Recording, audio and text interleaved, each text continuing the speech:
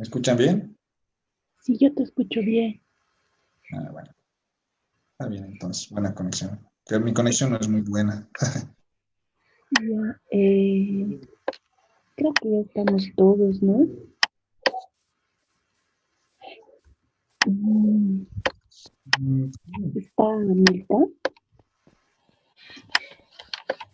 No sé, Mirta, si estarán, no aparecen. No, parece que no está. Nati, un favor, escríbele al doctor y dile que ya estamos en la reunión. Está bien, doctora, buenas noches. Ahorita le mando un mensaje. Es que mi celular la está agarrando el papá de mi esposo. Están pasando clases virtuales igual con mi hijito.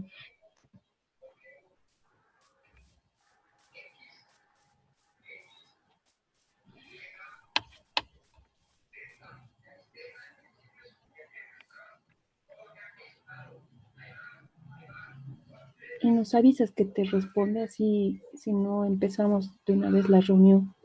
Ya, doctora.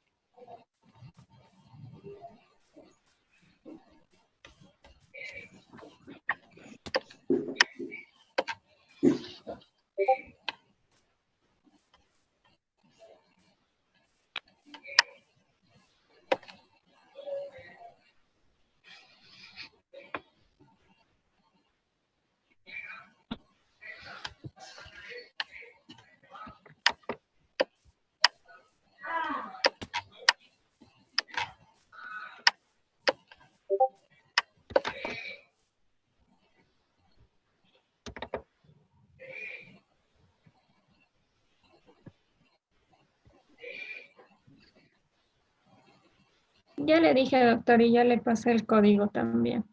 ¿Y te ha leído? Sí, ya me leyó. ¿O no te respondí? Le dije, doctor, buenas noches, ya están todos para la expo. ¿Cuál es el código? Le mandé el código y ya lo vio. Ah, ya iba a entrar yo bien. Ya está Sí, acá. Ya lo voy a admitir al doctor. Ya está. Yo creo que podemos empezar, ¿no? Ya está el doctor, ya se está uniendo. Ah, ya. Entonces empezaremos. Ya.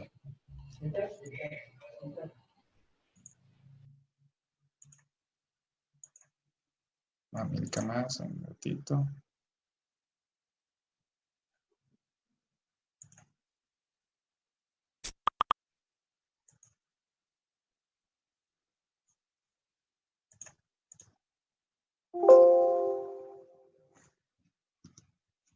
Álvaro, yo ya estoy unida. Ya, perfecto. Entonces desactiva Ya, el micrófono. Sí, ya está. Entonces ya vamos a empezar la sesión. Puedes desactivarlo.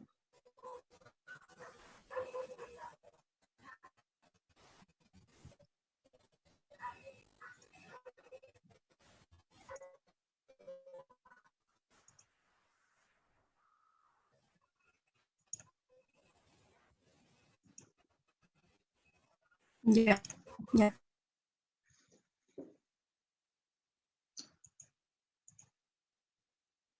Bueno, buenas noches. Si tengo algún problema de conexión, me avisan. Mi internet no es muy bueno. El tema que vamos a exponer el día de hoy corresponde a médula ósea y sangre, todo desde el punto de vista histológico. Me llamo Álvaro Becrich y soy residente de primer año de anatomía patológica del Hospital Gastroenterológico Boliviano-Japonés, complejo Viedma. Primeramente, vamos a hablar de características generales que tiene la médula ósea, dentro de las cuales se estima que la médula ósea tiene, un momento, ya, se está añadiendo más personas. Bueno, la médula ósea, que generalmente tiene un peso entre 1.600 a 3.700 gramos, se dice que, por ejemplo, excede al peso del hígado y tiene dos partes fundamentales, o estamos constituidas de dos partes, que es la médula ósea amarilla y la médula ósea roja, que es de color rojo, obviamente, y la hematopoyéticamente inactiva está conformada por la médula amarilla. Las dos funciones primordiales que tienen la médula ósea va a ser la formación y liberación de varios tipos de células sanguíneas, como podemos observar, o sea, van a ser células, va a producir la hematopoiesis.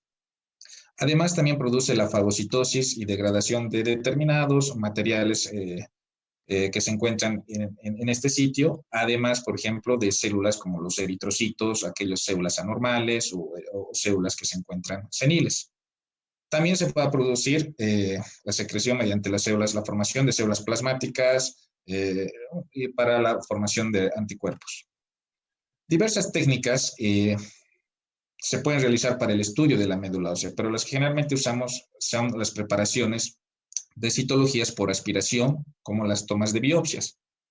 Las preparaciones de citologías nos van a dar una característica fundamental, o sea, nos va a dar un detalle citológico superior de estas células hematopoyéticas en relación, por ejemplo, a las biopsias, que nos van a proveer una información que está relacionada más con la arquitectura, la celularidad, por ejemplo, para ver áreas de fibrosis o necrosis. En los adultos, las biopsias de la médula pueden ser tomadas, por ejemplo, de la espina ilíaca posterior-superior o la cresta ilíaca anterior. También podemos tomarlas en determinadas situaciones a nivel external y en pacientes, por ejemplo, infantes, en niños, podemos tomar de lesión tibial. Un momento. Una vez que nosotros tengamos estos frotis, pueden ser secados al aire y vamos a usar una gran variedad de tinciones, ¿no? Para ver los distintos tipos celulares.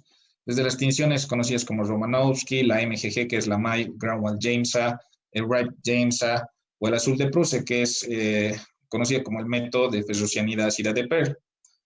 Previo a esto, tenemos que saber que las biopsias comúnmente, bueno, en nuestros centros son tamponadas, o sea, son formulizadas en una solución al 10%, generalmente durante, un momentito nomás, una persona más, generalmente durante 6 horas. Va a haber una gran cantidad de soluciones mediante las cuales podemos fijar las biopsias, incluidas, por ejemplo, solución de Bowen, de Senker, la B5, y un sinfín de células, más de un sinfín de sustancias, perdón, que pueden ser también disponibles comercialmente para luego incluirlas en parafina. La descalcificación de esta célula, de la biopsia, nos va a dar, como sabemos, puede ocasionar el encogimiento del tejido medular y además que puede producirse una pérdida de la actividad enzimática de las células y una pérdida del grado de detalle citológico. Aunque la descalcificación que podemos usar nosotros para ver los cortes histológicos no es la adecuada, en ciertas tomas de biopsias que están coaguladas, se dice que tienen un mayor grado de retención de inmunoreactividad, ya que esta va también mejorar la integridad o va a mantener la integridad de los ácidos nucleicos para los estudios moleculares posteriores. Ya posteriormente, cuando fijamos, un momento, otra persona más está ingresando, perfecto. Cuando realizamos los cortos y son teñidos, generalmente vamos a hacer de forma rutinaria las tinciones con hematoxilina, usina. Podemos usar también el James Apaz o la tinción de Leder, o podemos usar también tinciones tricómicas, etcétera. O sea, una gran cantidad de tinciones. Ahora es fundamental también saber nosotros como residentes que podemos usar la inmunohistoquímica para ver los distintos tipos de células. Esta es una tabla que conocemos todos en las cuales se va a ver la gran cantidad de antígenos de linajes evaluados comúnmente en cortes de médula ósea usando histoquímica. Entonces aquí tenemos el linaje celular y el antígeno que se puede usar para poder observarlas mediante la inmunoreactividad. Entonces tendríamos que nosotros ya familiarizarnos poco a poco con los determinados antígenos y con qué células blanco tiene para que lleguemos a estudiarlas adecuadamente. Hay unas características generales que van a diferenciar, o sea, que van a distinguir a la hematopoiesis. Primero, que las células sanguíneas generalmente van a derivar de un subgrupo de células madre hematopoyéticas, o sea, las células madre hematopoyéticas.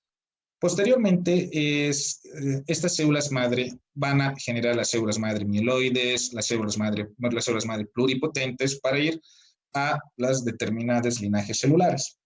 Estas células madre tienen dos funciones principales. Una de ellas es que va a producir la hematopoiesis y la otra es que se puede autorrenovar, entonces se va a mantener en su número propio.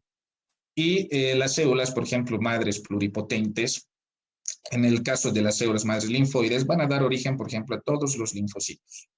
Las células madre mieloides, como podemos observar, van a dar al linaje a todos los tipos como neutrófilos, monos, eritrocitos, plaquetas, basófilos, como también podemos observar en este recuadro. Entonces, todos estos tipos de células se van a generar a partir de estas ya mencionadas previamente. Es importante mencionar que las células madre y células progenitoras se pueden encontrar tanto en la sangre como en la médula, pero no pueden ser identificadas morfológicamente. Pequeños números de estas células madre derivadas de la médula pueden estar circulando en la sangre, pero también pueden retornar a la médula para realizar su función característica.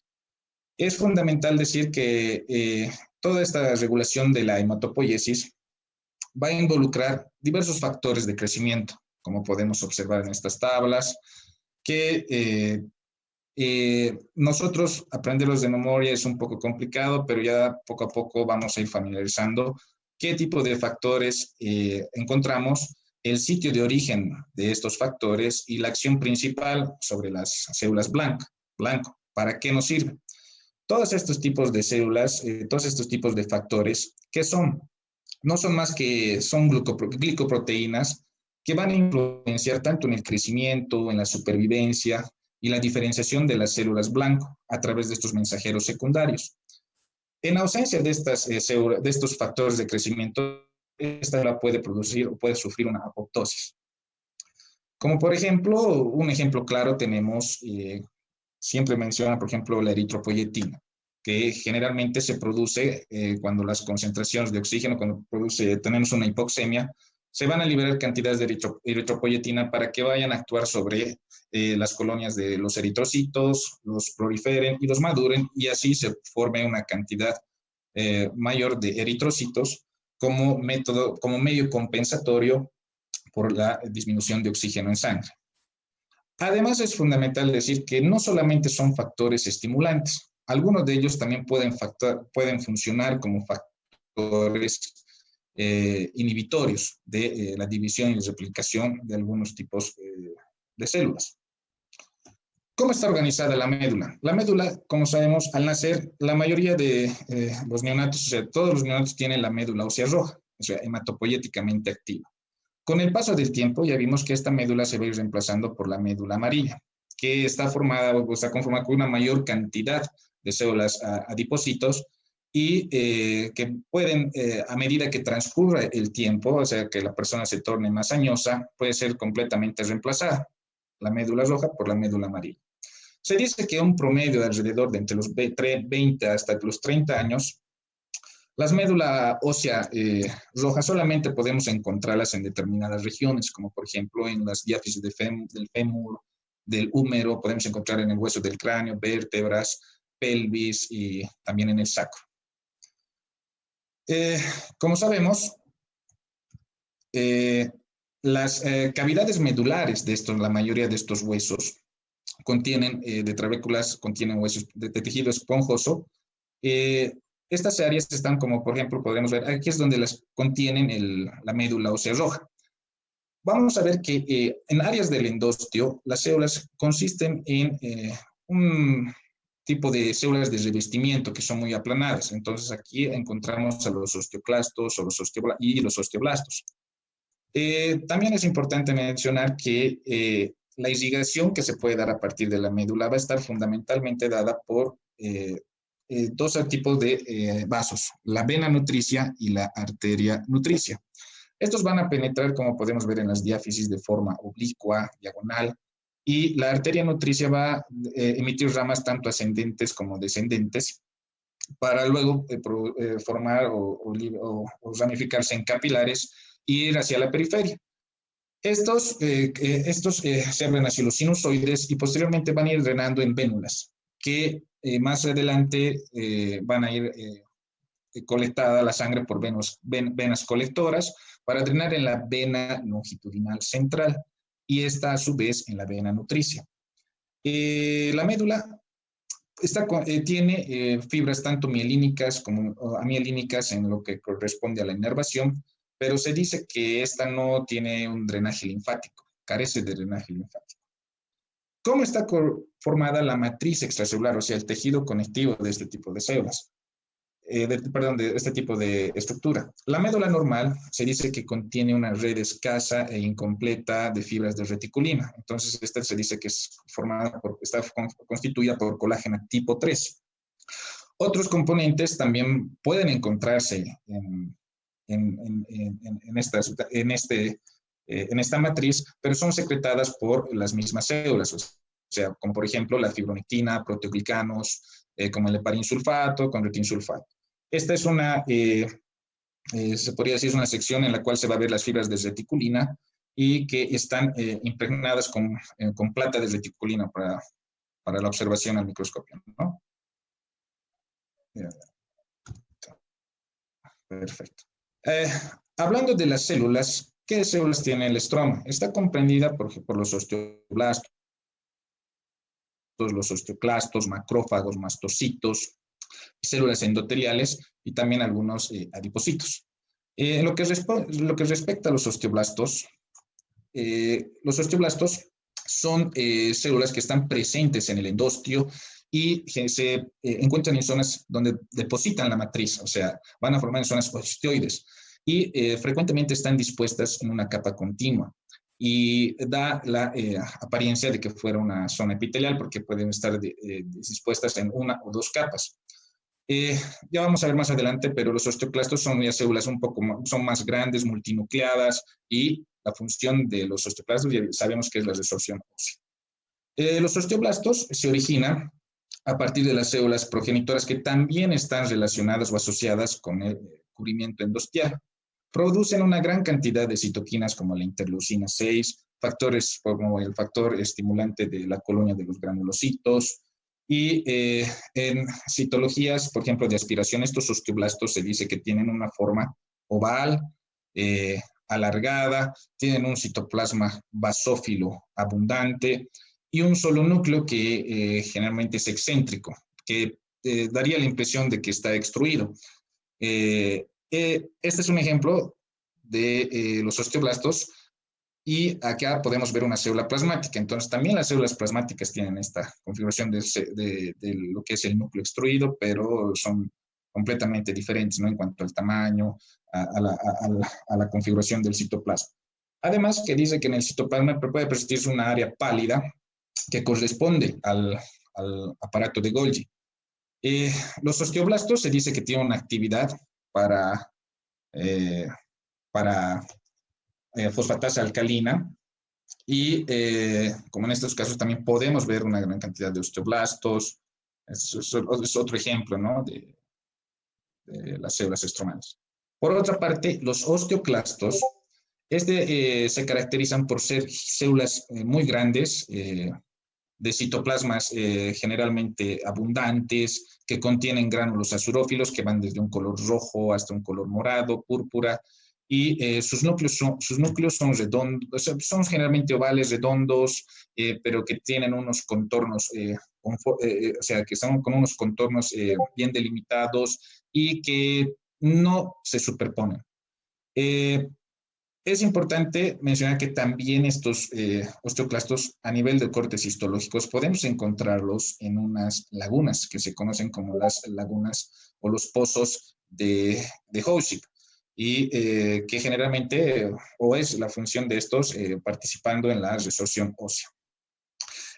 Nosotros debemos distinguir este tipo de células, o sea, comparándolas como por ejemplo con los megacariocitos, o sea, podemos confundirlas, pero sabemos que los megacariocitos generalmente, bueno, estos no son multinucleados, sino que solamente contienen un núcleo que es o sea, es un núcleo grande lobulado. Tenemos que diferenciarlas bien. Otro tipo de células que es la que yo creo que se encuentra de forma muy abundante son los adipocitos, que en adultos puede llegar hasta corresponder al 30 al 70% de un corte o de una sección histológica, y son las células más grandes, son las células más grandes de la médula ósea. Este tipo de célula, a medida que la persona va envejeciendo, va a ir aumentando en número, va a ir poblando más y, como sabemos, va a ir reemplazando a la médula hematopoyéticamente activa. Entonces puede haber una gran cantidad de adipocitos a medida que la persona va envejeciendo. Otro tipo importante de células son los macrófagos. Se dice que estos macrófagos generalmente podemos identificarlos mejor mediante la inmunistoquímica. En este caso, podemos ver que se tiñen los macrófagos con anti-CD163 para los macrófagos, cuyos son características las proyecciones dendríticas que estos proyectan. O también podemos usar el CD68. Vamos a ver, acá. En este corte histológico podemos observar que los macrófagos presentan una tinción MGG y se caracteriza porque el citoplasma es voluminoso, contiene gránulos azurófilos, en algunas situaciones puede tener vacuolas e inclusiones de varios tamaños que consisten de material fagocitado, como en este caso también pueden ver un núcleo extruido de un precursor eritroide. Entonces el núcleo lo fagocita y generalmente en algunos cortes este tipo de célula entonces la encontramos de esta manera. En otro tipo de reacción, como pueden ver, otra coloración, podemos ver que los macrófagos pueden presentar inclusiones intracitoplasmáticas, o sea, unos tipos de inclusiones, como en este caso, que son refractivas, un momentito, alguien más está entrando, que son refractivas, amarillo-marrón, que contienen hemosiderina. Y estos gránulos se van a colorar de forma, de color, perdón, azules o negros cuando los teñimos con esta tinción, como la ferrocenida ácida de Pre, o sea, con la reacción. Y también puede ser que esta tinción también puede colorear el citoplasma entero de un color azul pálido y difuso, como en esta situación. Aquí también podemos ver los macrófagos que tienen los núcleos eritroides y también la coloración que está cargada de hierro, ¿no? Otro tipo de célula que encontramos también hablando son los mastocitos, ¿no? Que los mastocitos suelen encontrarse generalmente en la periferia de los folículos linfoides y adyacentes o cercanos a la adventicia de las arterias pequeñas. Las células hematopoyéticas que generan estos mastocitos se dice que son irreconocibles en la médula ósea. Y las células que aún no tienen gránulos de estos mastocitos se pueden encontrar circulando en la sangre, y llegan a los tejidos y es donde adquieren la maduración. Los mastocitos generalmente no son reconocibles de forma importante, o sea, de forma correcta con HY. Entonces, podemos realizar una tinción con WG y estos mastocitos se van a caracterizar por tener se podría decir, un, un núcleo generalmente redondo, ovalado, tiene muchos gránulos citoplasmáticos de color morado y en algunas ocasiones el núcleo puede estar extruido. En estos casos podemos utilizar la inmunohistoquímica para resaltarlos, como en este caso podemos utilizar la inmunohistoquímica para triptasa, para mastocito, o también el CD117, donde se pueden ver como células de forma dispersa en todo lo que es la sección de tejido, ¿no? Vamos a ver. Otro tipo de células que vamos a hablar, estamos hablando ya de los precursores ya neutrófilos. El primer precursor de los neutrófilos que conocimos o que podemos reconocer mediante la microscopía, como en este caso, es el mieloblasto. A partir de ella podemos ver los promielocitos, mielocito, metamielocito en banda o segmentado. Por ejemplo, un mieloblasto,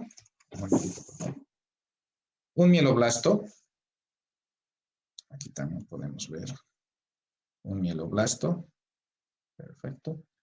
Estos generalmente se caracterizan porque tienen un núcleo grande, con una cromatina finamente dispersa y pueden presentar de 2 a 5 nucleolos, que no se pueden observar adecuadamente acá. Posiblemente podemos encontrar a los promielocitos, como en este caso, los promielocitos neutrófilos, que también este tipo de células son grandes, mucho más grandes que los mieloblastos, y tienen un citoplasma basófilo más abundante, que contiene gránulos azurófilos, es decir, de púrpura a rojo. Los promielocitos más maduros son más grandes, presentan un citoplasma más abundante y a menudo distribuido excéntricamente. Los mielocitos neutrófilos, aquí también tenemos mielocito, aquí también tenemos mielocitos, aquí está mielocito. Generalmente los mielocitos tienen un núcleo ya, como en este, los mielocitos generalmente son células que están caracterizados porque la proporción del núcleo citoplasma puede ser más baja y presentan gránulos finos de color rosa, claro o naranja pálido. Ya los metamielocitos neutrófilos, como podemos observar acá, aquí también tenemos un metamielocito. Los metamielocitos neutrófilos tienen un núcleo hendido, aquí como pueden ver, con un núcleo hendido, con una hendidura que va a penetrar menos, se dice, menos de la mitad entre la distancia del margen nuclear hacia lo que vendría a ser la membrana. Entonces, a medida que va madurando, esta hendidura se va haciendo más pronunciada. Y podemos mencionar ya como la siguiente célula a los neutrófilos en banda, conocidos también como los callados o los juveniles, que estos tienen, están formados o tienen una configuración de bandas que son largos y son generalmente angostos. Los núcleos de estas van a tener una cromatina generalmente ya más, aquí podemos ver un neutrófilo en banda, que se encuentra una cromatina más condensada y a lo largo de este pueden presentarse constricciones de forma parcial. A medida que madura, estas constricciones se van a volver más, se podría decir, más firmes, más completas y se convierten finalmente en hebras que no están constituidas por cromatina, ausentes de cromatina. Y es en este punto en los cuales ya la célula se conoce como un neutrófilo segmentado.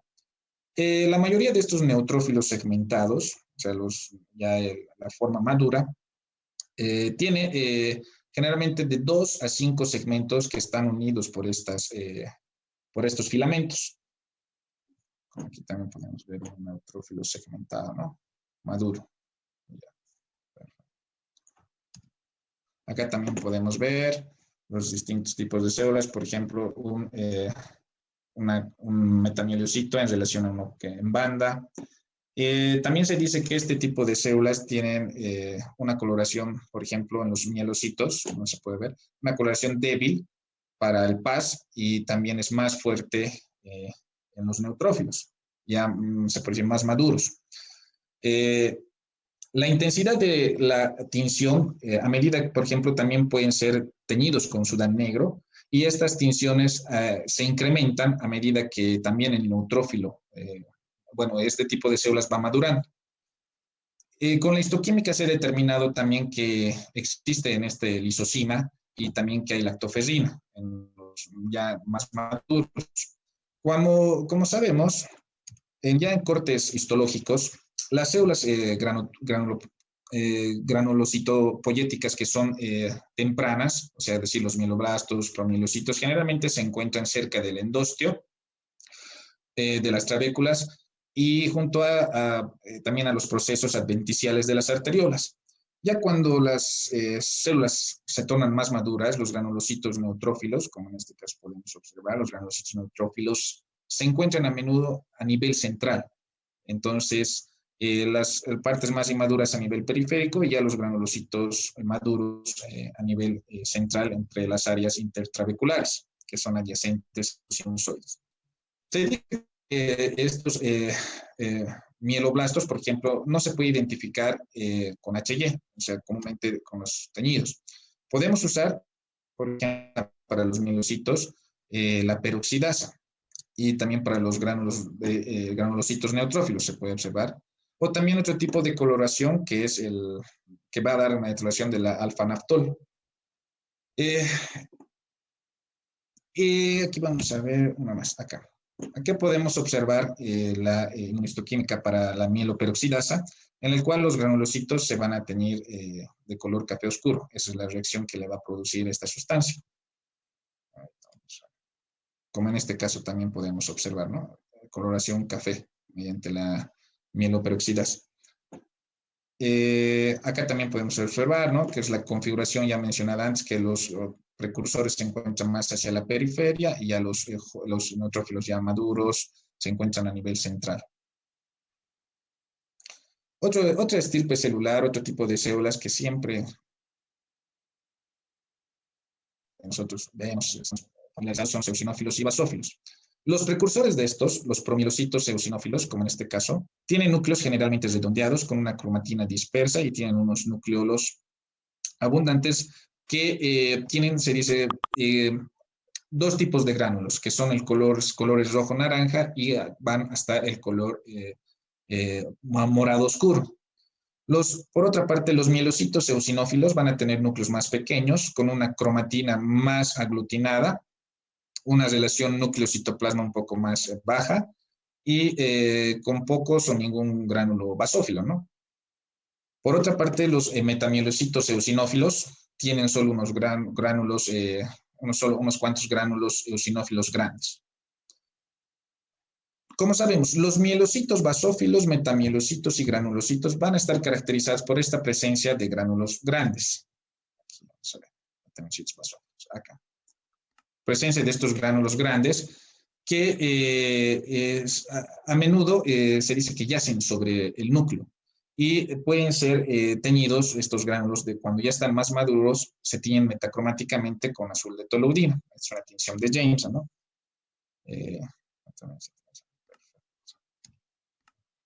Cuando ya tenemos las formas maduras, a medida que va avanzando esto, se dice, por ejemplo, que los granulocitos eosinófilos y basófilos no pueden ser teñidos por paz.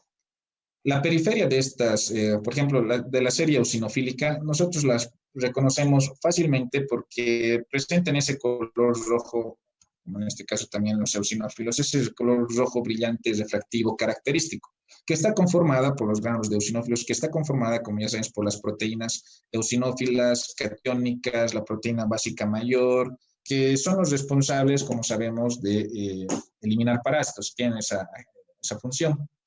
Además que también pueden tener histamina. Los gránulos de los basófilos, por ejemplo, ya van a tener diversas sustancias como, por ejemplo, condroitinsulfato, pueden tener heparinsulfato, y es importante también que tienen heparina, y que estas sustancias son liberadas cuando cuando los basófilos son cubiertos por hemoglobina E, o sea, en las reacciones alérgicas, ¿no? Entonces es fundamental la perpetuación de esta reacción mediante la desgranulación de los basófilos. Aquí podemos ver. Entonces, eso es lo más importante para ver acerca de eosinófilos y basófilos y sus precursores.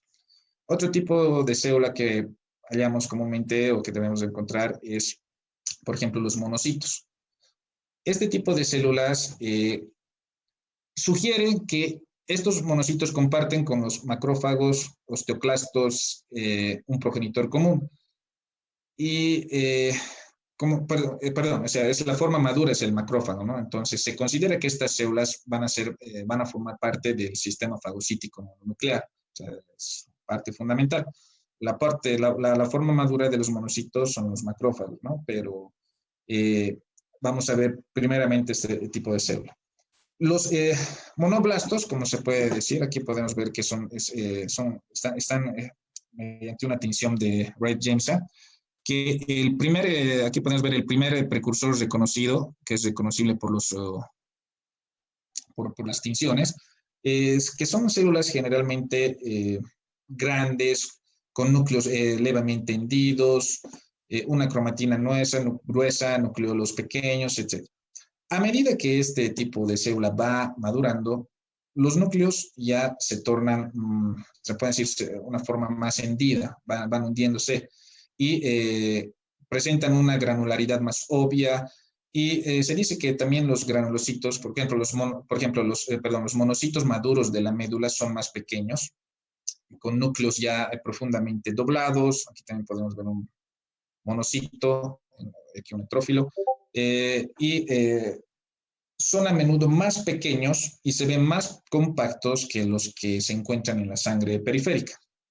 Este tipo de células son PAS positivos, también son SUDAM positivos, se tiñen para fosfatasa alcalina, no se tiñen para la fosfatasa alcalina, pero sí dice que tienen una tinción fuerte para la fosfatasa ácida. El otro estilo celular que vamos a ver son los glóbulos rojos. Bueno, ya sabemos la función de los glóbulos rojos, el resto de la parte normal. Podemos denominar a los glóbulos rojos como, por ejemplo, eritroblastos, que es un término usado para describir a cualquier glóbulo rojo, pero que sea tanto patológico como normal. Y nosotros vamos a usar el término normoblasto a aquellas células que son normales, de los precursores eritrocitarios normales. A partir de esto se van a llegar a formar los normoblastos basófilos, policromáticos, tempranos, tardíos, el reticulocito de la médula, el reticulocito de la sangre y un eritrocito maduro. Como sabemos, ya los glóbulos rojos de forma madura son discos bicóncavos que tienen una configuración está formada por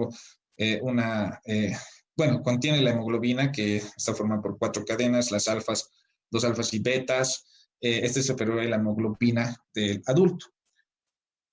Aquí podemos ver los mieloblastos, aquí, de esta forma. Acá vamos a ver los proeritrocitos o los proeritroblastos, que van a ser células grandes que tienen un núcleo claramente redondo y unas cantidades de citoplasma generalmente basófilo, agranular, y se dice que está distribuida como un cerco redondo alrededor del núcleo. A medida que va pasando este tipo de células van a llegar a formar lo que van a ser los eritrocitos, los basófilos, ¿no? Que se asemejan a estos pronormoblastos, pero que en apariencia, ¿no? Pero que tienen un núcleo más pequeño, una relación núcleo-citoplasma más baja y por ejemplo, el citoplasma es policromático y agranulado. Los normoblastos ya después tienen otra orden que vamos a ver, los policromáticos, como en este caso, los policromáticos, y aquí vienen a estar el ortocromático o ortocromafílico.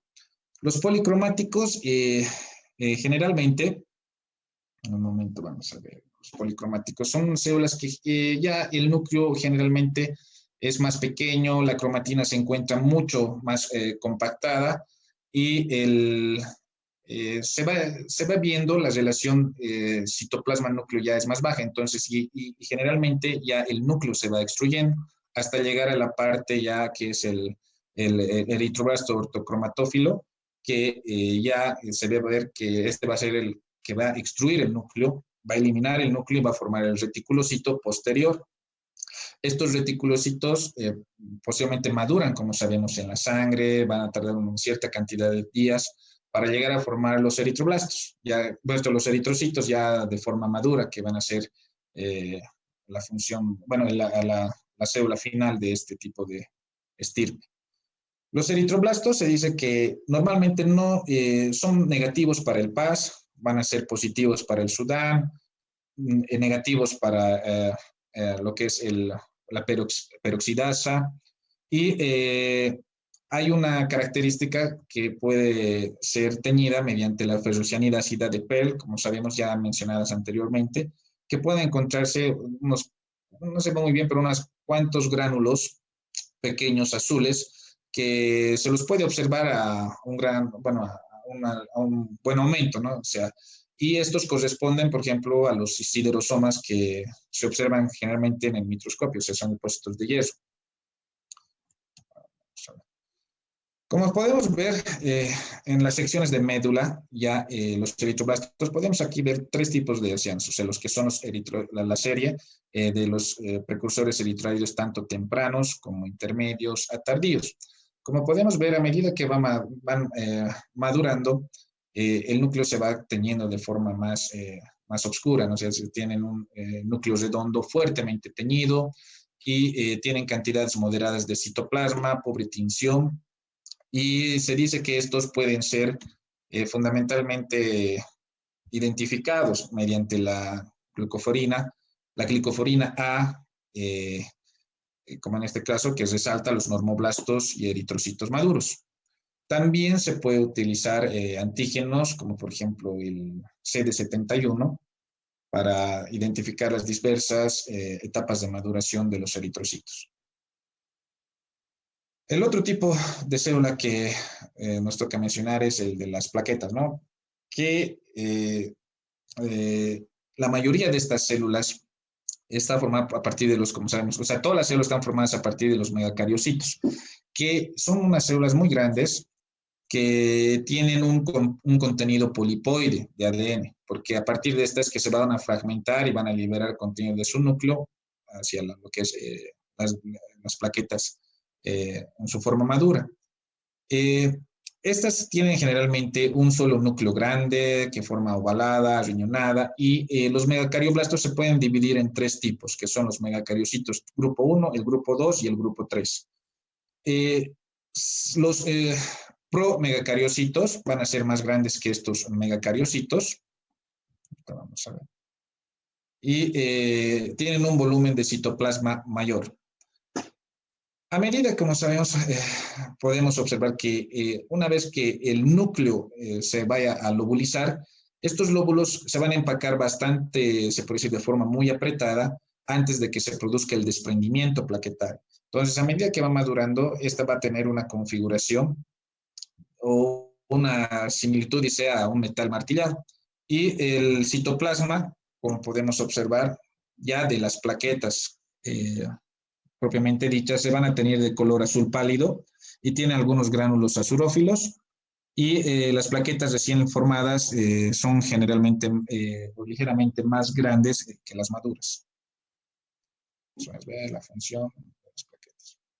Ahora aquí también podemos observar los megacariocitos en un corte de médula normal, teñidos con HY, y mediante las técnicas también de inmunohistoquímica podemos encontrar, podemos usar una gran variedad de antígenos para detectarlos. Por ejemplo, se puede usar el CD31, el 61, 41, y también podemos usar, como en este caso se puede observar, el factor 8, que es el factor de von Willebrand, para identificarlas en los cortes histológicos. Por último, vamos a hablar acerca de los linfocitos. Como sabemos, los linfocitos todos están finalmente derivados de las células madres linfoides que están presentes en la médula. Estas células están derivadas de las células madre pluripotentes. Las células madres linfoides se generan de progenitores de células, van a generar los progenitores de células B y de células T.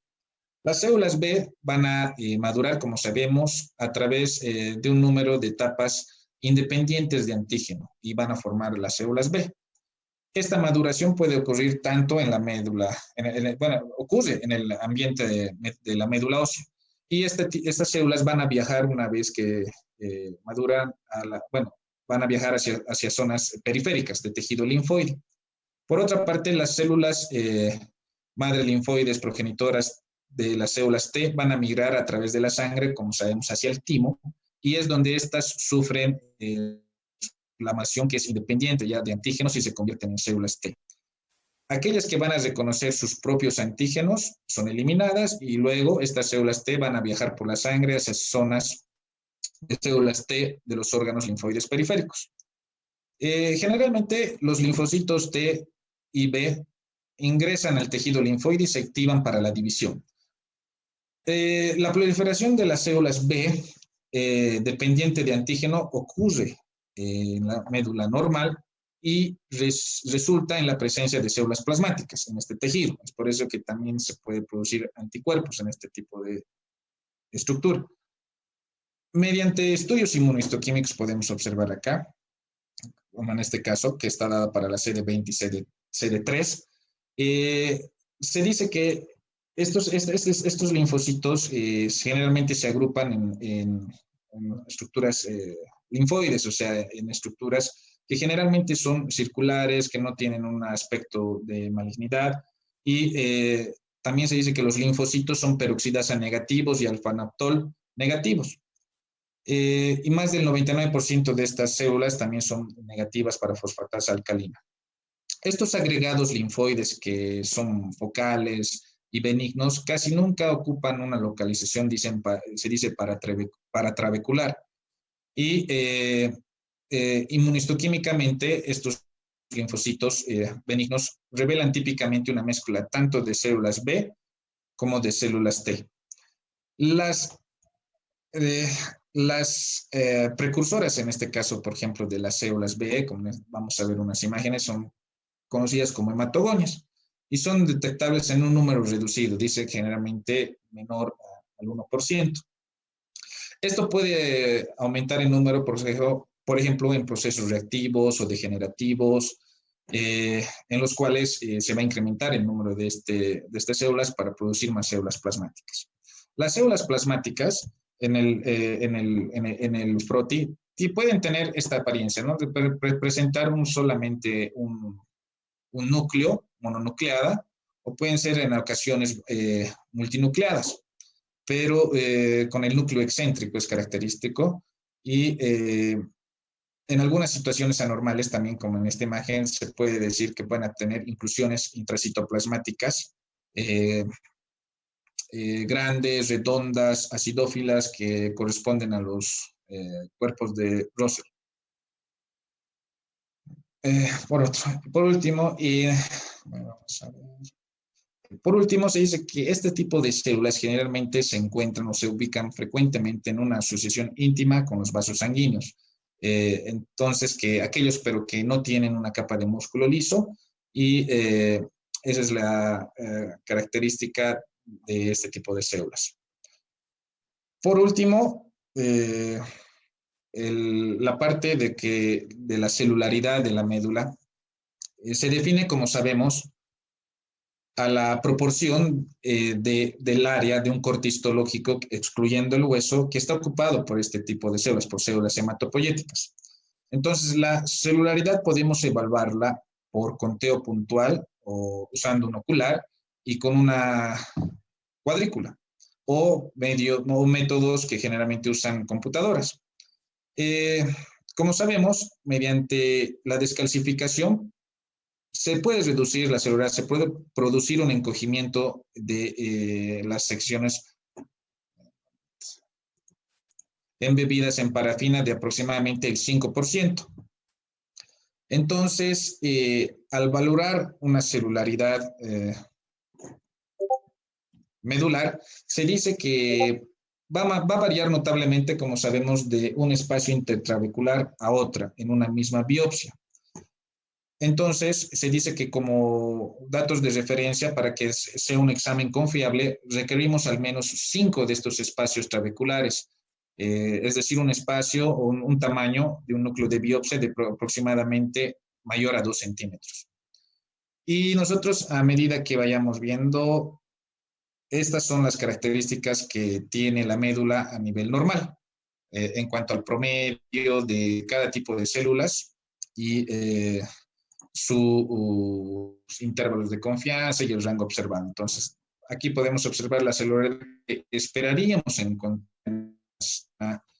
se puede decir, médula normal.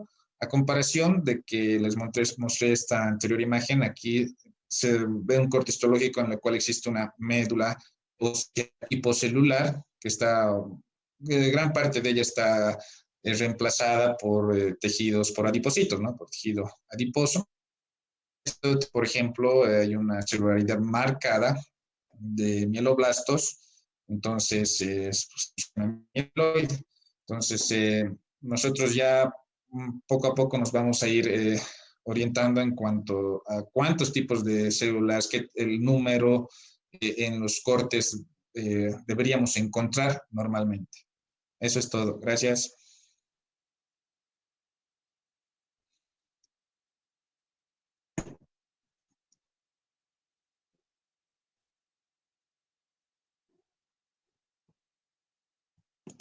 Si haces un resumen de los marcadores de inmuno básicos, los 5 marcadores de inmuno para evaluar una médula, o sea, ¿cuáles dirías?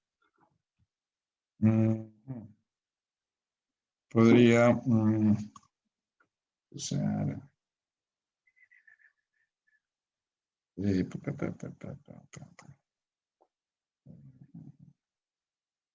no sé, no, los básicos. Has mencionado un montón, pero a ver, Sí, ahí o estoy un montón. Hans o Milka, a ver, ¿cuáles serían los 5 marcadores en resumen que usáramos para evaluar una médula ósea?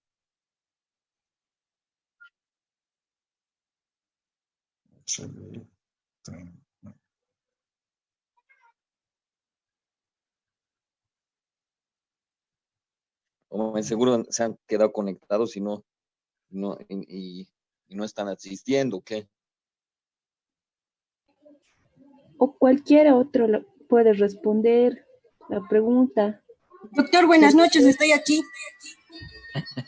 ¿Qué marcadores de inmuno, 5 marcadores de inmuno para evaluar una médula?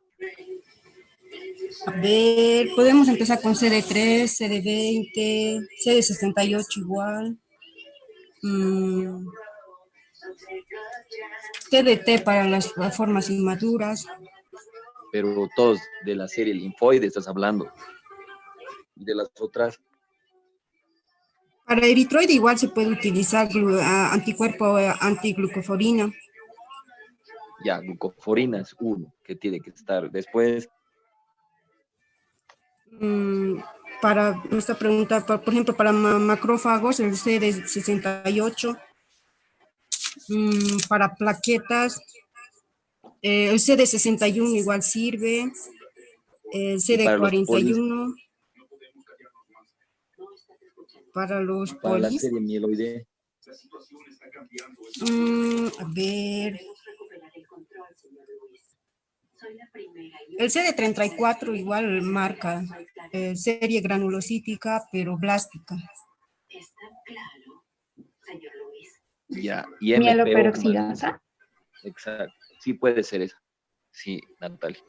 Entonces, si se fijan, hay un montón, porque obviamente la serie mieloide, linfoide, eritroide y megacariocítica son varios, ¿no? O sea, son de las 3 series y hay un montón de marcadores. Esos marcadores nos ayudan, digamos, a diferenciar una de otra, pero en la práctica a veces es más fácil, bueno, de primera empezamos con algunos otros marcadores que no son de inmuno, ¿no ve? ¿Cuáles son esos marcadores básicos para evaluar una médula que no son de inmuno, que son tinciones histoquímicas, no inmunohistoquímicas?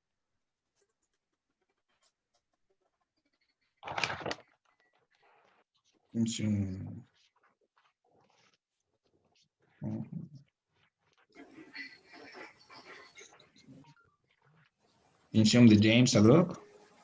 ¿Esas tinciones se refiere? James, puede ser, pero en general, cuando nosotros reportamos una médula, una es la celularidad, pero hay otras cosas más como la fibrosis, o si tiene o no hemosiderina, porque eso tiene una significancia clínica que correlaciona con los datos de laboratorio, el extendido el frotis y el cuadro clínico. Para evaluar la fibrosis, ¿qué histoquímica pediríamos? Reticulina, Mason, dependiendo del tipo de fibrosis. Reticulina, Mason, dependiendo del tipo de fibrosis. Ya. ¿Y por qué no usamos el Mason, el tricrómico de Mason, y sí necesitamos la reticulina? El tricrómico de Mason no, porque generalmente se ve la fibrosis colágena, y eso es muy infrecuente, no tienen un gran porcentaje de encontrarla. Bien, muy bien. Entonces, evaluar una médula tiene sus bemoles, tiene sus pasos y demás, pero siempre hay que recordar que podemos tener toda la inmunohistoquímica del mundo, la histoquímica del mundo, tener 7 espacios, tener una biopsia muy buena, en una solución buffer y todo, pero es sumamente importante tener los datos clínicos, ¿no? Porque esto es, muy pocas veces nosotros vamos a ser categóricos solo con morfología, ¿no? Entonces, generalmente, cuando se va a evaluar una biopsia de médula ósea, no solo se necesitan todos los datos clínicos, sino todos los datos de laboratorio. Si en el caso óptimo, también la citometría de flujo. ¿Alguien sabe qué es la citometría de flujo y para qué en este caso usamos en la médula ósea?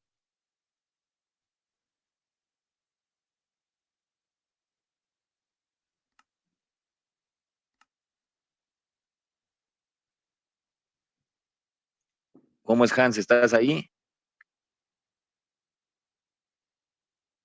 Hola, sí, aquí estoy.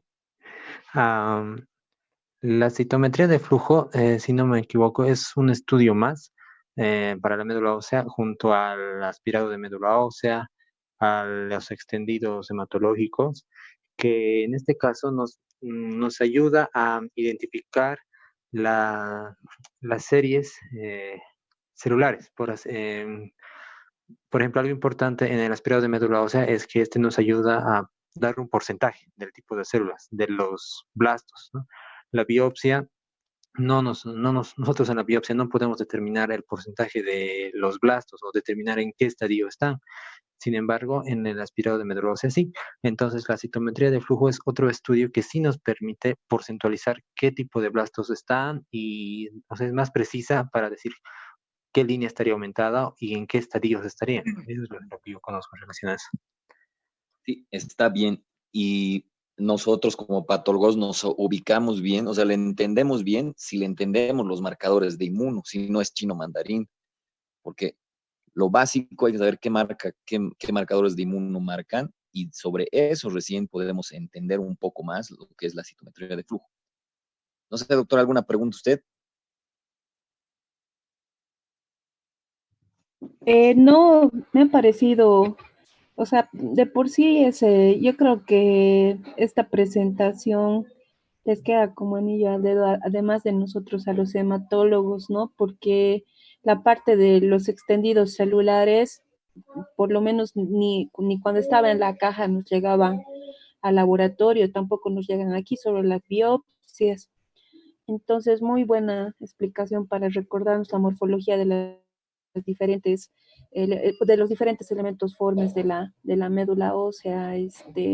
Álvaro, muchas gracias. Si tuviera alguien alguna pregunta más o algún aporte, y también gracias, Nadine, y todos los que están presentes en esta presentación. Si quisieran preguntar o aportar algo más, por favor. ¿Aló? ¿Se escucha? Sí, le Sí, se escuchamos. escucha.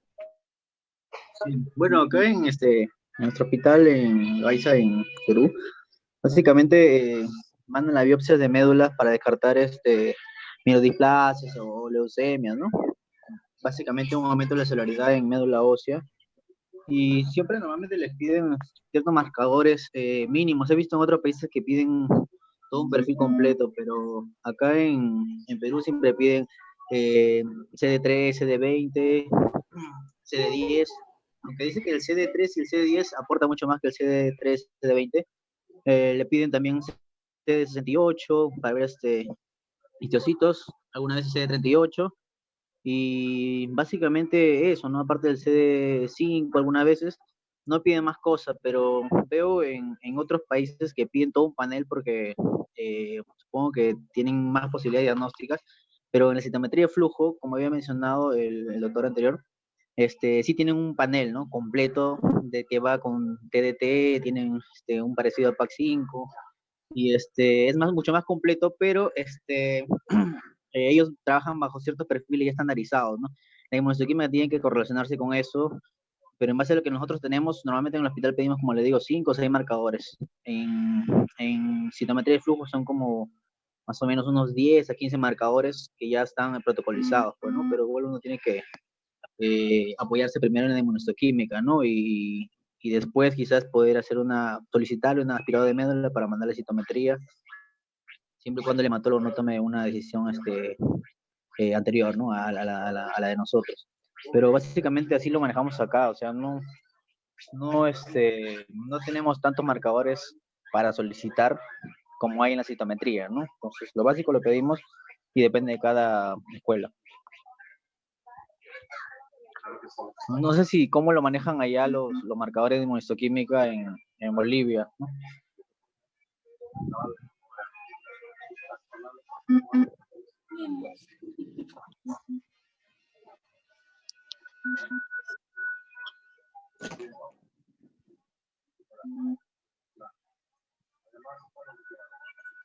¿Aló?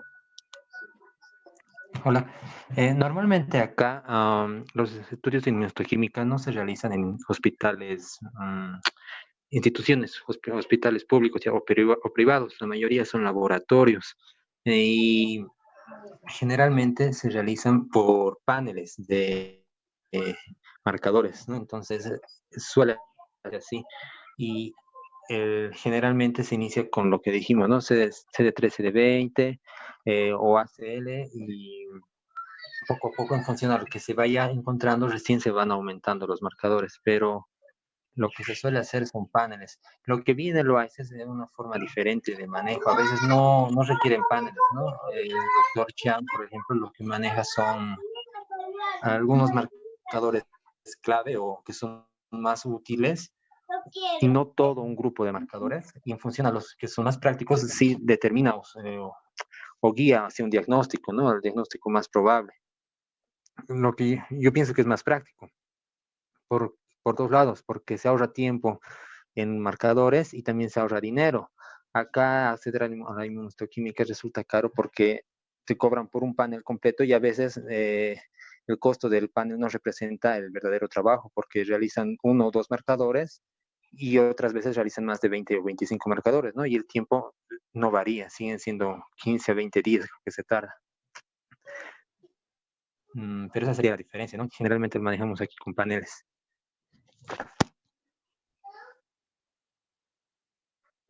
Ok, doctor, genial. Sí, pues, o sea, hay mucha diferencia, ¿no? En la forma en cómo uno aborda el tema por las limitantes que tenemos justamente de económicas, ¿no? Sobre todo los pacientes que a veces les cuesta, no lo cubre el seguro. Y bueno, la citometría podría ser una salida cuando bajen los costos realmente, porque es caro, ¿no? Al menos acá en nuestro país.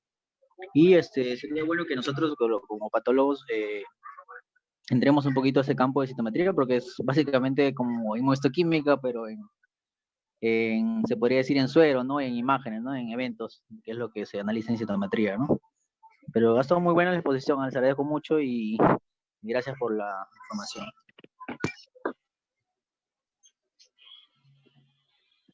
Les voy a enviar 2 artículos. El primer artículo del doctor Ortiz, del doctor Carlos Ortiz, de cómo se evalúa una médula ósea, que está muy didáctico, muy práctico. El primero porque es bien básico y el segundo ya es un poco más de especialidad.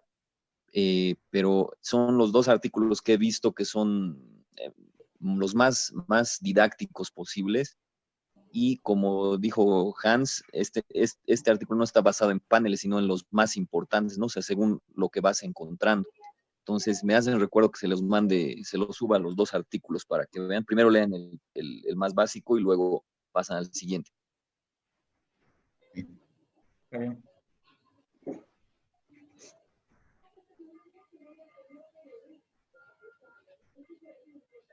Bueno, si no hay ningún comentario, aporte, creo que muy bien, Álvaro, tu presentación. Gracias por estar presentes los invitados de afuera. Y no sé qué más me quita.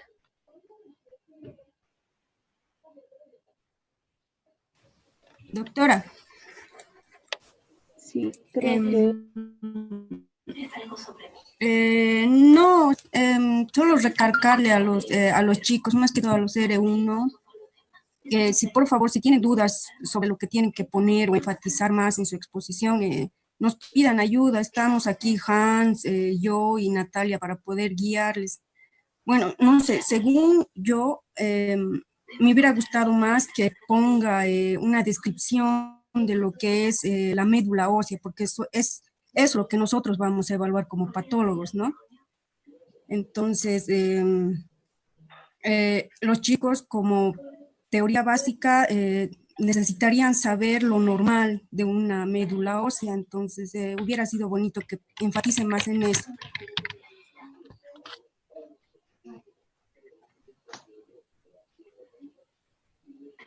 ya algo más.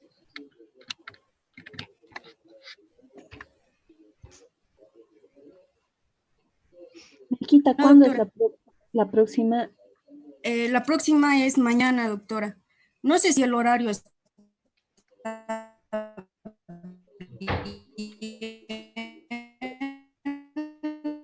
No sé, o pregunto. cambiamos. 15 o 20 minutos estamos en. Ah, aquí nos está diciendo Emanuel que nos va a dejar un resumen sobre la interpretación de médula ósea. Está Sí, en ya me base a lo la... pasó al WhatsApp. Les voy a pasar, las voy a compartir yo en el grupo. Ya, muchas gracias. Entonces, creo que a la hora que estamos es prudente. No sé qué dicen los demás.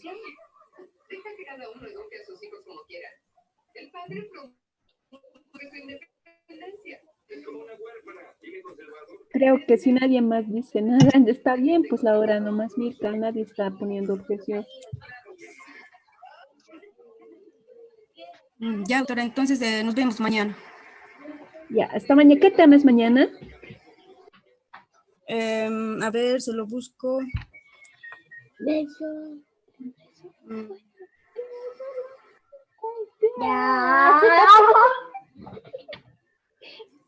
A ver.